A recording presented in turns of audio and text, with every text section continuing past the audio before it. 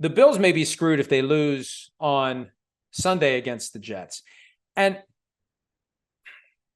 we spent an hour yesterday on PFT Live talking about how that game ended on Monday night, who's to blame, where they go from here.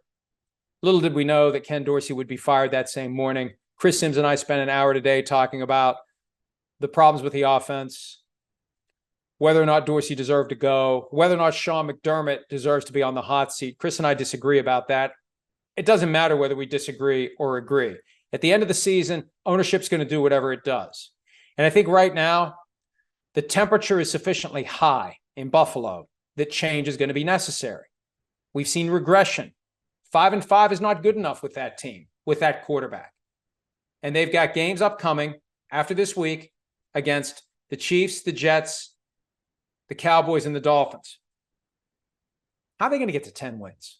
When you've won 5 out of 10 games, you're going to win 5 out of the final 7 when you play the Chiefs, the Eagles, the Cowboys, and the Dolphins down the stretch? I don't think that's happening.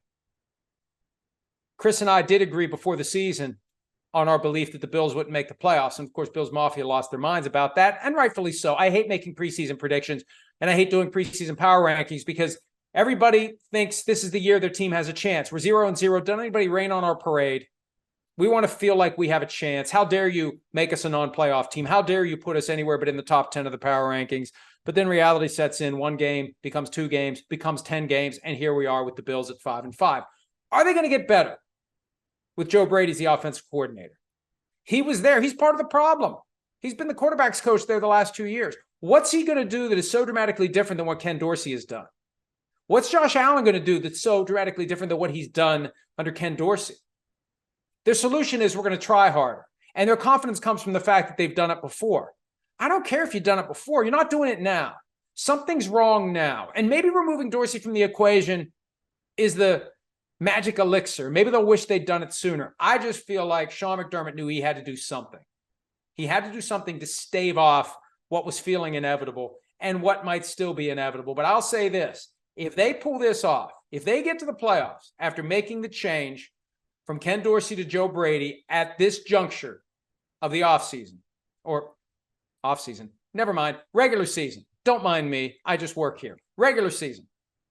You know what's going to happen? You know what's going to happen? Think about this. Let's say the Bills all of a sudden figure everything out. Let's say the Bills offense starts clicking like it never has before. Let's say the Bills win enough game to get to the playoffs. Let's say the Bills win a game or 2 in the postseason. They don't have to get to the Super Bowl. Just get there and get to the championship round. Joe Brady going to be around next year? Will that be enough to get Joe Brady a head coaching job? I don't know.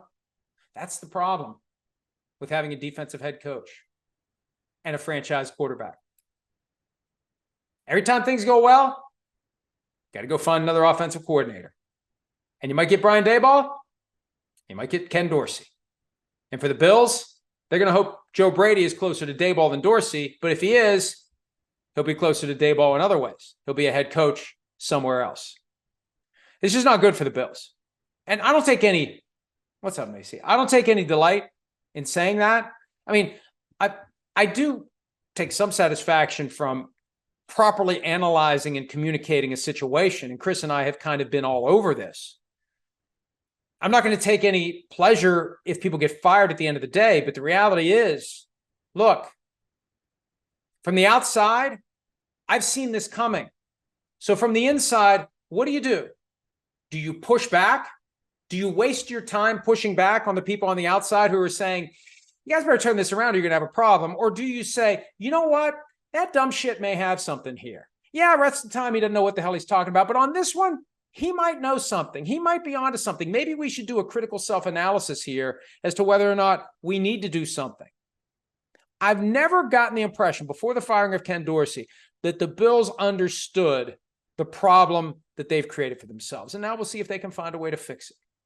Meanwhile, the special teams coordinator sent 12 guys out onto the field for the field goal try that was no good, but they got a second chance because of the 12th man. He's still employed. Just a weird situation right now in Buffalo. And it makes that Sunday game, 4:25 p.m. Eastern, Bills hosting Jets, a critical, compelling train wreck of a game. because somebody is going, they're both kind of wrestling on the cliff right now, right on the edge of the cliff. Somebody's going to be falling off the cliff. Not completely off, but they're going to be falling. They're going to be stumbling. It's going to be tuned in next week to see which way this person goes. Whoever loses that game is going to be in deep, deep danger of falling off the cliff for good. Hi, it's Mike Florio. Thanks for watching PFT on YouTube. Hit subscribe for the latest news and analysis from Pro Football Talk.